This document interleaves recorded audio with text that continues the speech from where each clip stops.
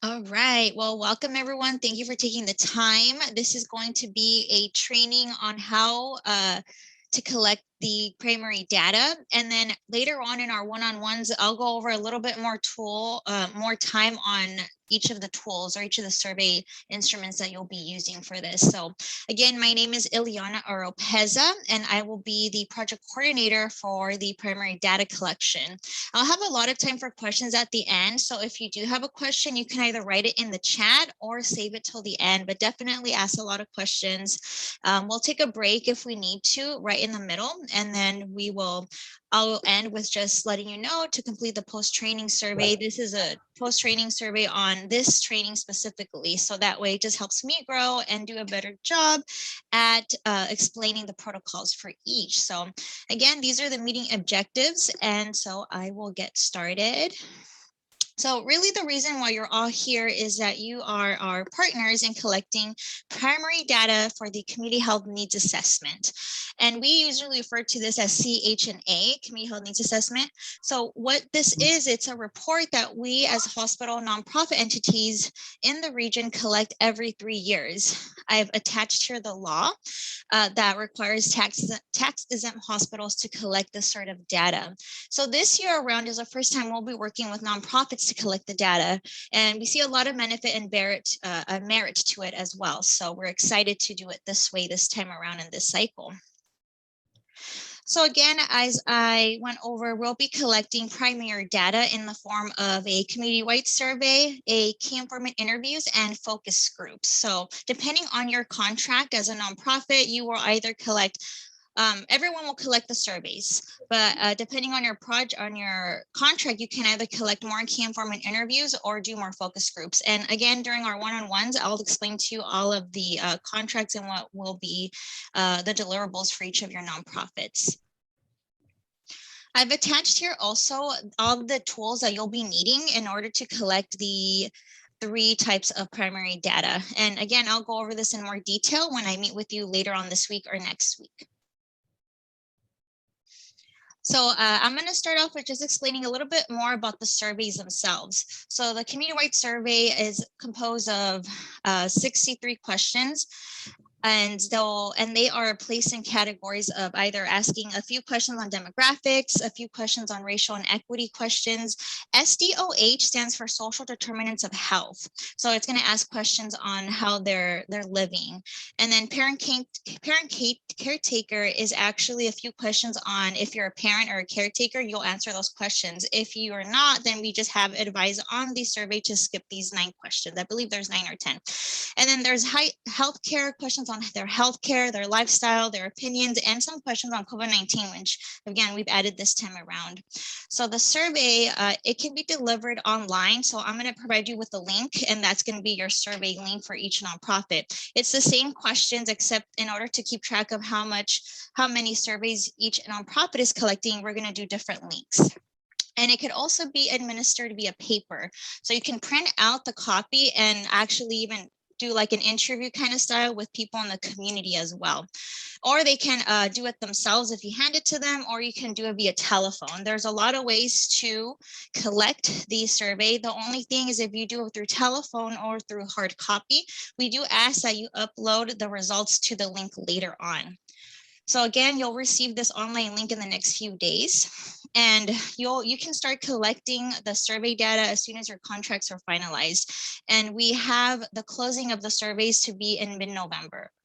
So again, once you receive that link and your contract's in place, please have your staff begin to do outreach efforts so that we can collect as much surveys as we can. So again, just to summarize, you will be provided a unique survey link. A paper copy will be provided to you. It'll also be in the toolkit that I will also be giving out later this week. And if you need translation to other languages of the survey, so currently right now it's in English and Spanish, but if you need other languages, reach out to me and email me and we'll figure out the details of that. So this is more tips and do's on how to collect the hard survey. Before I move on, I'm just going to pause real quick if there's any questions about the survey. I'll pause every few slides. And I need a drink of water, so. Everything looks good? All right. Okay, so this is just tips, do's and don'ts of collecting the survey. So if you're going to be collecting the survey in person from people, it's really important that you follow the script on the survey. So on the top, it'll say a script of what the survey is about and just how to engage participants in completing the survey. You can actually clarify questions. So if the participant doesn't understand the question, you can help them rephrase it. Obviously, if if they can't read or write, then you can of course ask them the question. Just it's appropriate to not paraphrase or change any of the questions being asked, only if the person doesn't quite understand. And also it's just important, again, don't lead the participants to ask the answer a certain way. So we want to make sure we collect quality data all around throughout our agencies. And there's actually some suggestions for you on how to market the survey. So you're welcome to promote this at programs or events or health fairs via the paper, or you can have people complete the link. I've seen people do like a QR code. Well, if they do the QR code, they can complete it on their phone. You can mail it out, the survey link, to your email list, or request other county programs to administer for their clients. And you're welcome to advertise the link on your website, Twitter, Facebook, or on the newspaper, TV, or radio. Again, we want to collect as many surveys as we can from people in order to ensure good quality data. And just to follow up, of course, if they have questions, if your participant says, I really want to know the results of this, then you're welcome to give them my name and my email, and I'm happy to continue to provide them feedback. And again, what you say in the script, all of it is going to be in the toolkit. So you don't have to reinvent the wheel and say, okay, what do I say to the participant? How do I describe to them what the survey is about? So that will be provided to you as well. And again, the survey is pretty long. It's consistent of at least more than 6 kind of like categories. So just remember to thank the participants for their time and try and ensure that they complete the survey, because some people might just want to give up in the 20 questions, but again, it's in the 60s. So please assure that they're completed. Okay, any questions so far before I move on to camp form and interviews? Pretty straightforward. Okay. And again, you'll have more time to ask questions at the end. So that was a survey and the link and how to do hard copies, but we're also collecting key informant interviews. And what the key informant interview is a meeting with a person of leadership or insight into the community. And we are interviewing them for just specific things that we might not see. So it's a one-on-one with someone.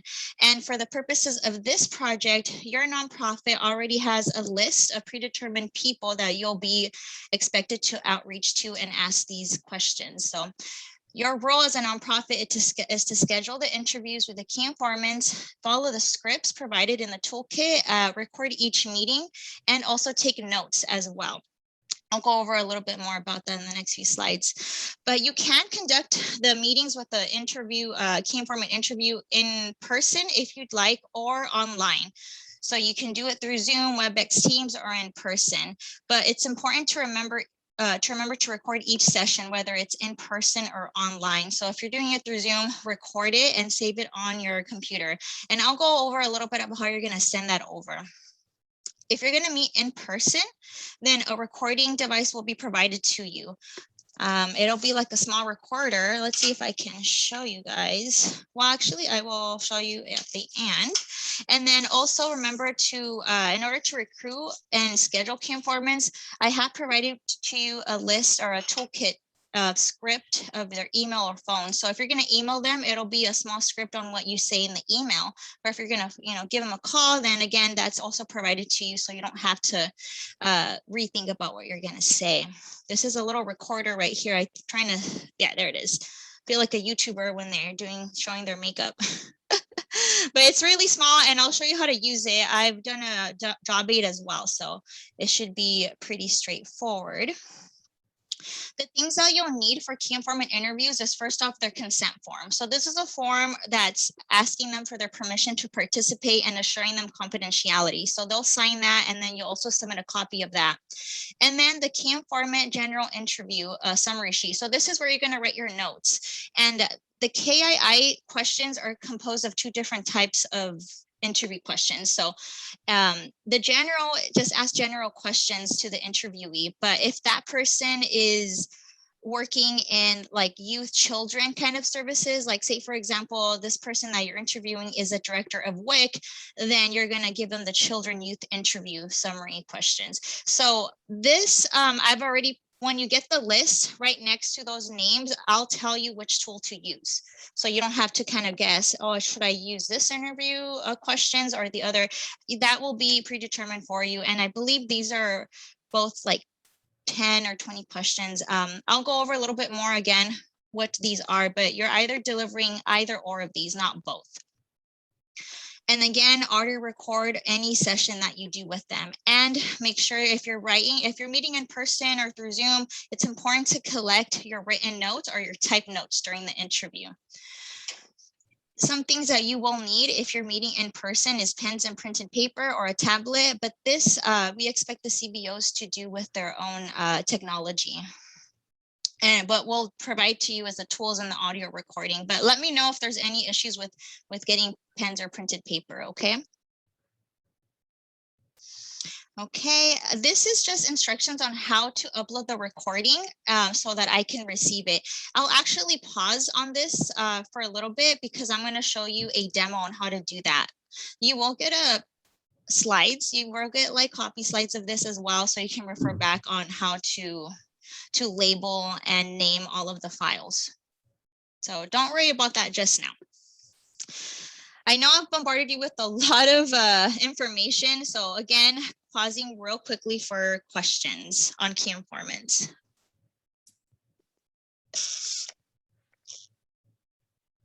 Okay. Everything's semi-clear so far?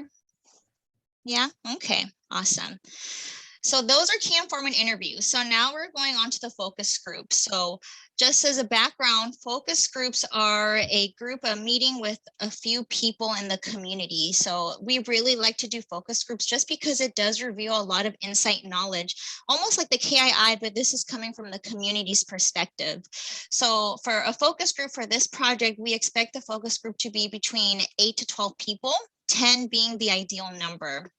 And the ideal time to set apart for a focus group is between 45 to 90 minutes. I do expect that it should take 90 minutes though, just because of the amount of questions that we're asking.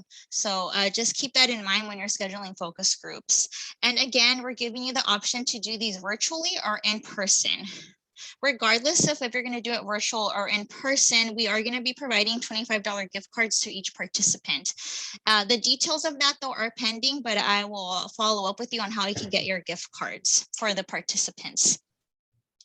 The forms that you'll need to turn in is again consent forms. This is the same consent form as a key informant interview, a cover sheet. So each time you do a focus group, you'll submit like a sheet with questions on what the focus group is about. Very easy. Again, during our one-on-one, I'm going to walk you through how do you fill that out. And then demographic surveys, again, always record, audio recorder or virtual recording, or written and written and typed notes from the assistant moderator. And the assistant moderator is a role on how to conduct the focus groups. I'll go over about what the assistant moderator is.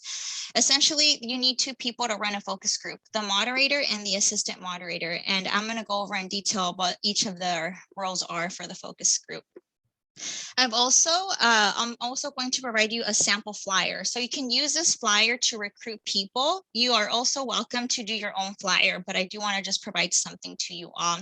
And the same thing as a key informant, if you're doing the key informant or the focus group in person, please provide pens and printed paper or a tablet, because you will be having the participants fill out some forms and a survey before you do the focus group. So a little bit on the demographic surveys, I do want to point out. So that depending on the type of focus group you're going to do, there's going to be a different types of survey for them. So if you're conducting a focus group with primarily African-American or Black individuals, then you would administer this demographic survey. These surveys are very small compared to the community-wide survey. These range from about 7 to 10 questions. It should take them at least 5 minutes or less to fill out, just basic questions. And depending on your contract, you'll be outreaching to certain types list of target demographics. So you might not ever use the LGBT demographic survey because you're not contracted to do that. And during our one-on-ones, I'll go over exactly which survey or which target group you're supposed to focus on, okay? Just know that these are the different demographic surveys that you have available to you. Okay, so focus groups. There's a lot of steps to go over with focus groups, but essentially the first step that you're going to do is just recruit participants. Recruit and schedule them using your target population list and also your recruitment script. So these are going to be in the toolkit. So when you're talking to people or you're emailing or you're calling them, there's going to be a script for you to follow. So that way you don't, again, reinvent the wheel. It's important to use these just for consistency. And then when you do decide to schedule a focus group, you're going to assign 2 people to run that focus group. You're going to assign a moderator and an assistant moderator. Use the scripts in the toolkit to open the focus group. Again, what you're going to say as you're going to invite people in and talk about what you're going to talk about that day. Record the virtual session if it's being conducted virtual, or if it's in person, record using the audio device. Regardless if it's in person or virtual, please collect a sign-in sheet. We won't release any of the names of the participants, but you also will need like their addresses so you can mail them the gift card or anything like that. And again, I provided a sign-in sheet in the toolkit as well that you can use. So make sure that you have a sign-in sheet for both virtual or in person. Administer the correct focus group demographic. Again, I mentioned that there was 8 different types. So you're going to administer the correct survey and give them the consent forms before the focus group begins. If it's virtual, then I'm going to give you the SurveyMonkey links to the demographic surveys and the consent form. So again, you don't have to collect it in paper. You'll have the participants fill out those surveys before the Zoom session starts. Well, you can use Zoom or a meeting or any type of online platform. And you'll also be provided scripts and the focus group questions to facilitate your focus group. So essentially, let me go ahead and tell you some more before I go into that. Just a word of precaution for in-person focus groups, make sure you're following COVID safety precautions. So again, as you all know, the Delta variant is still out there and your safety is of our utmost importance. So if you're gonna do a focus group in person, remember to wear face coverings, remember to social distance, sanitize, and try and avoid as much touching or contamination as possible. So if you arrange for food, just snacks, please, do it in a way that people aren't grabbing trays or picking at everything. So that's important too, but it's up to you if you want to do virtual or in person. The only thing that we ask is not to do a hybrid. So if you have like 10 people in the classroom and 10 people on Zoom, we'd ask you not to do that. Just stick to either 100% virtual, 100% in person. And again, scripts will be provided to you so you can open up the session and close the session. Gift cards, again, I just want to mention that you will receive gift cards, and it's up to the CBO to mail the gift cards to the participant if it's virtual. If it's in person, then you can just give them the gift cards right after you're done with the focus group. The details are still pending on this, and we are also looking into a digital version of gift cards, so you can actually just send the participants the link if you're doing it through Zoom. But again, I'm going to leave that right there because I need to finalize those details before I tell you more. You're welcome to ask me questions though. Okay, I'm going to pause again to take a water and for any questions. Where are the gift cards to? You know what? We haven't finalized that. Okay. We haven't finalized. We're thinking a grocery store just because it's just more convenient rather than a Starbucks or a restaurant. So yeah, that'll be something of that sort. Walmart is always good too because they can buy everything. Yeah, that's a good suggestion. Thank you. We'll consider that. Any other questions? Alrighty then. So we'll continue to the duties of the moderator and the assistant moderator. So as you recall, you need 2 people to run this focus group. The moderator is a person that's facilitating the focus group. So this person will be in charge of welcoming the participants and leading the discussion. There are in track of keeping participants in the discussion so as not to go on fun tangents. And they answer any questions that the focus group participants may have. And they also take into consideration the time. So please don't, continue the focus group longer than they should. If the focus group wants to continue, like please ask them for permission before extending the time, because some people do have to, go. So that's kind of the lead of the moderator. And the assistant moderator, sometimes I'll call this person the recorder, but the official title is assistant moderator. So this person will help with equipment and refreshments. They're going to help arrange the room, set up the virtual meeting for the moderator. They can also welcome the participants if it's in person, of course, and they are supposed to sit in a designated location and take notes throughout the discussion. They're also in charge of recording, so operating the small device or making sure that the Zoom is being recorded, but they don't necessarily participate in the discussion themselves. They're almost like a fly in the wall and making sure they capture like important quotes or stories that they hear from the participant. And so at the end of the focus group, they can debrief with the moderator to find out like some key details and then make sure they put it in their notes and in the audio recording. And depending, of course, on how the moderator and assistant moderator break down their duties, either one of them will submit the recording and the written notes. So it's up to you guys kind of to arrange the submission of that. But essentially, those are the duties of the moderator and assistant moderator. Okay, guys, I've been talking not too long for 20 minutes, but I do want to ask if you want to take a small 5-minute break or if you just want to continue. It's up to you guys.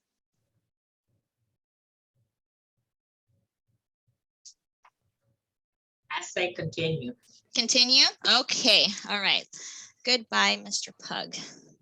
Okay, so I'm going to go over into submission of documents. So I'm going to go ahead and stop sharing and I'm going to share the Dropbox. Something I will ask you all to do is if you don't have a Dropbox already, please make one because that's going to be the way you will be submitting documents. So this is our Dropbox that we've set up for this training or this project. So as you see here, we've labeled it CHNA Primary Data Gathering, and we've labeled each of the nonprofits and partners that will be helping us collect. So let's say for Cultiva, we're going to go in here. You will have the link to this. So when you're submitting data, let's say Cultiva La Salud staff have just finished a focus group. And so they have the link, they press the link, and then they go into Cultiva La Salud's folder, and then they go into focus groups. So for focus groups, if you're submitting one focus group that you've conducted, let's say you did one last night on a Sunday, you're going to put, first of all, where it was conducted. So Fresno County. Oh, hold on 1 second. Upload folder. We're going to put Fresno County. And then you're going to put FG, which is a focus group, and then the type of focus group that you conducted. So let's say you met with urban Latinos was the main focus group of participants, and you'll put that there, and then you'll put the date that it was conducted. So I'm saying that you theoretically, or just for this example, conducted a focus group last night. So you'll put 9/19/21. I'm just going to put demo so I know this isn't a real focus group. Oh, what's going on here? So essentially that's how you will label it. Very straightforward. Let's see, create a folder. There it is. Yeah, and so you're just going to go ahead and press everyone with access to the focus group. So it'll be me as a project coordinator, and any staff that you assign to have access, just let me know. We'll go over about how to do that. So this here now, we've created a focus group under the focus group, and then you will be submitting the audio recording here. Go ahead and just slide it over, drag and drop the file. And the consent forms and the demographic surveys. Unless the demographic surveys are through us or through Zoom, then you'll just have them complete the link. But if you're doing it in person, then you have to scan all of these things to me. And I'll go over exactly what you're going to be submitting, but just know that's kind of the process, just making sure that you label correctly under the appropriate nonprofit and then under the appropriate type. Does anyone have questions on that? Okay. Give me 1 sec while I set up my PowerPoint once again.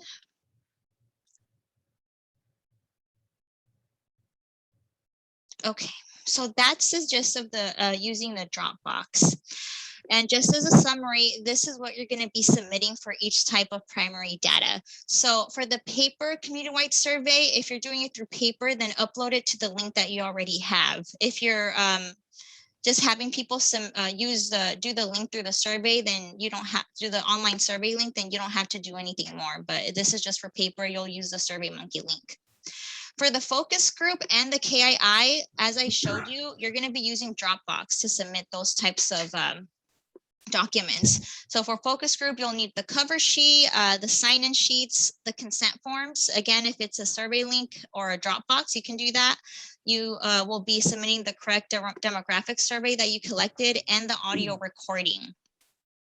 The consent form, again, consent form is the same as the focus group. And then you'll be submitting either the general or the children youth interview summary sheet with your handwritten or typed notes. It's up to you how you want to do it, but please submit handwritten or typed notes. And again, the audio recording of your one-on-one interview meeting with that informant. Oh, I already did the demo, so I can skip that. So partner expectations, what do we expect from you as a nonprofit primary data gathering partner? So because this is a time sensitive project and we do want to collect the data through mid-November, which is coming up, I am asking that we have meetings weekly, just briefly to touch base on how your data gathering is going. I do ask that you submit a timely Dropbox submissions within 3 days. So if you do a focus group today, you would have until Thursday, Wednesday to submit the data into the Dropbox.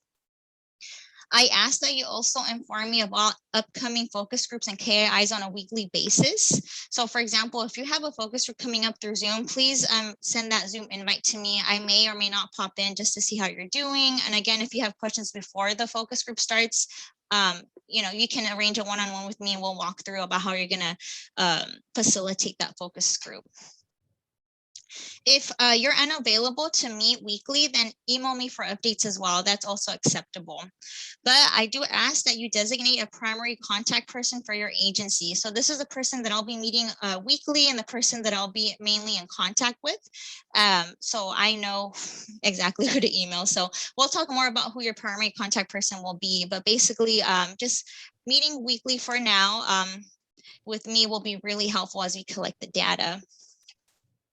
When we do meet, this is the project management sheet that I'll be using. So we will look at this together weekly, and I'll be filling this out for you or along with you. So this is just an example. This is Cultivas. I'll have the primary lead and also the staff. I'm keeping track of who's attended the training that you're attending now. So Joseph, I'm going to put your name here. This is just for you all to know how many focus groups you are contracted to do. Joseph, don't freak out on this number. I can talk to you later. Yeah, we're just making changes currently right now, but the KIIs, for example, as I mentioned, some of your nonprofits are not going to be collecting KIIs, but some will be collecting focus groups. So really it just depends on your contract. I'll also be putting what counties you're going to be working in and what your target population is. Here, you're going to have always your unique survey link, so you'll have access to that. Since you guys are not contracted to do KIIs, and there's not going to be anything here, but we'll go over all of these details, but I'll walk you through everything. Let me see if there's anything else I need to show you guys. No, that's it. So any questions before I do a quick little quiz to you all, see if you've been paying attention.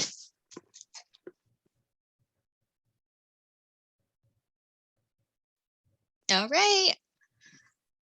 Okay, so this is just a quick little quiz for you guys because I went over a lot of details. So the first question is, you're facilitating an in-person focus group, but you realize that your assistant moderator forgot the recorder. What do you do? It's gotta be recorded. I heard something, but I wasn't sure.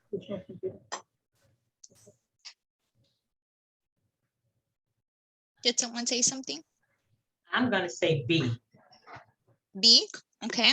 Oh, and PC Or is C. Okay, and I guess I didn't put what PC stood for, project coordinator. So you do not Uh-huh. record the session, you call the project coordinator, or you record on your phone. So Bobby says B or C, right? Mhm. What does everyone else say? I say C. C, okay. I think C. C. Okay, so the correct answer is C, record on your phone. So, I mean, please don't use that. Not recording the session should not be your first option. Calling the PC, which is me, I mean, there's very little that I could do for you at that moment. So, your phone is capable of recording, so I would suggest you use that method if all else fails, okay? It is important to always collect audio recordings, so good job, everyone. Okay, so you are facilitating a key informant interview with someone who works in healthcare. You ask, what are the problems in the healthcare system that impact the community you serve? The participant states that he or she is not comfortable, does not want to give their opinion. What should you do next?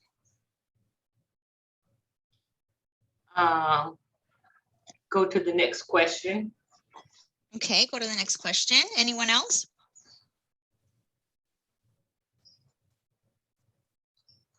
On all of our forms, we have a place that say refuse to answer. Okay. One last guess before I tell you guys what it is, some suggestions.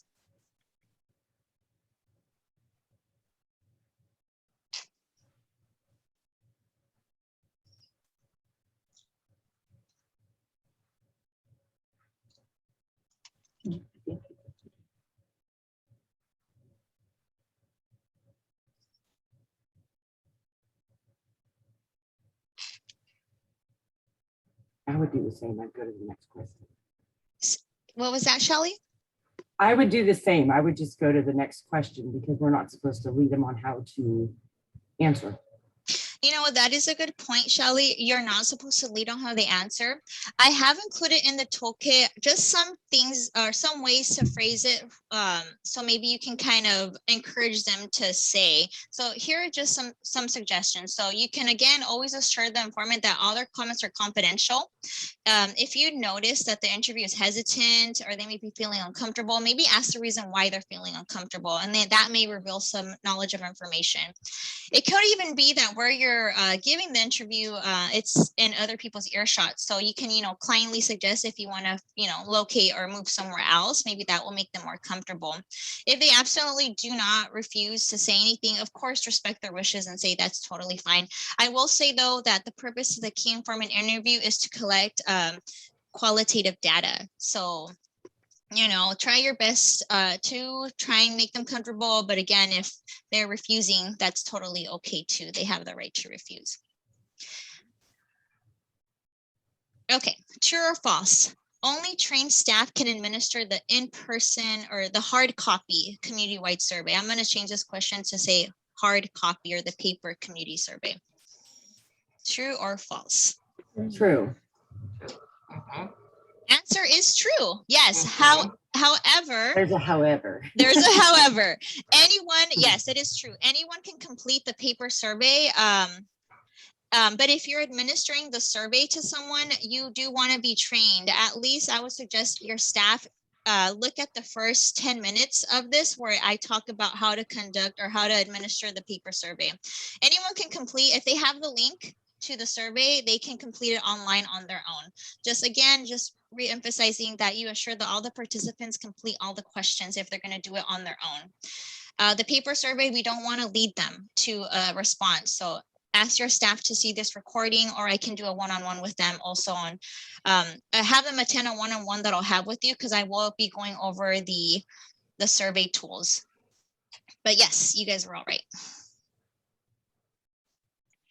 Okay, you are facilitating a focus group and one person seems to be taking over and answering all the questions. What should you do?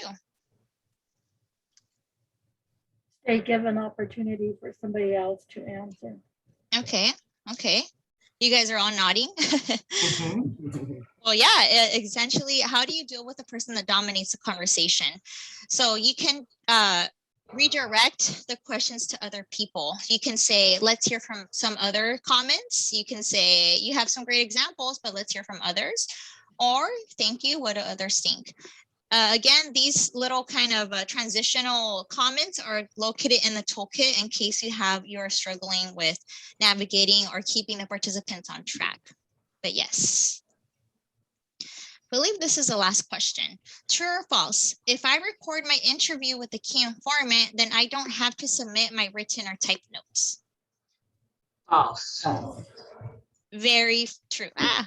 Yes, false. You must absolutely submit your notes for every KAI that you administer. Your notes are very important to our data collection, so please make sure you submit that either written or typed. If you're doing it written and you feel like your penmanship isn't the best, then consider doing typing so we can understand what you're saying. But again, please go ahead and submit that data as well. So immediate next steps, again, are complete the post-training survey. I emailed that to you prior to this training. I emailed that on Friday. And if you haven't already, complete the doodle poll. I also included that in the email. And this doodle poll is going to help me schedule you into my calendar for our one-on-one.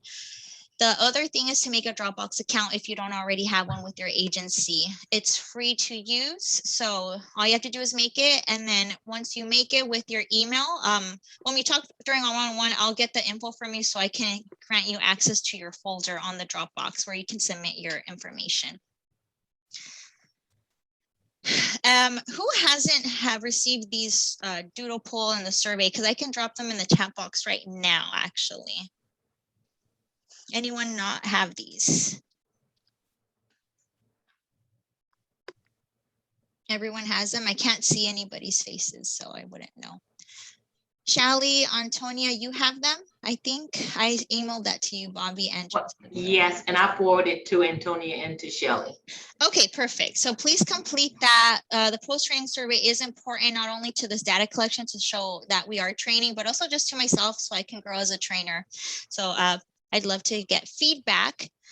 Another thing you have to look out for is either this week or next week, look out for an email from Valerie Norvell. So she's from the hospital council, and they're going to be finalizing your contract. So once your contract is signed and executed by each party CEO, then you can begin to do your outreach. You can begin to schedule focus groups and KIIs and just, distributing the survey. So that's really important. We do have a tight time frame for this project. So please look out and make sure you respond to her in a timely manner. For my part, the project coordinator, I'm going to be emailing you the final toolkit, which contains all the scripts and all the tools. I'll be emailing you the Dropbox link and your unique community survey wide link. I'm also going to be including all the toolkit appendixes which is the cover sheets that you'll need for the focus groups, the sign-in sheets, just sample for you to do, and the consent forms. I'm also going to attach a link to this recording so you can refer back on anything that we discussed if it wasn't clear. So look out for an email from me in the next few days. All right, so any questions with anything? I know I went over a lot. This is your time.